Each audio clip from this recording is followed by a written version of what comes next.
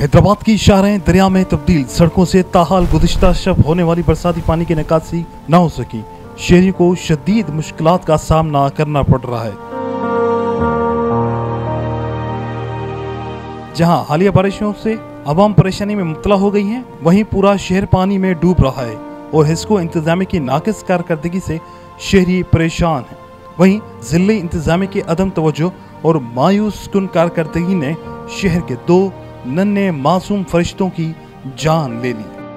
हंसते बसते घर में मातम छा गया। सड़कों और गलियों में खड़ा बारिश का पानी नन्हे फरिश्तों के लिए मौत साबित हुआ। थाना मकीशाह की हदूद 5 मील के करीब रेलवे के तालाब में नहाते हुए 3 बच्चे डूब गए। एक बच्चे को रेस्क्यू 1112 की टीम ने बचा लिया। 2 कमसन बच्चे तालाब में डूबने के सबब जाँ भाग हो गए।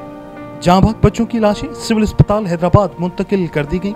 जाँ भाग होने वालों में वसी और काशान शामिल हैं। तीनों बच्चे कच्चे किले के रिहायशी थे।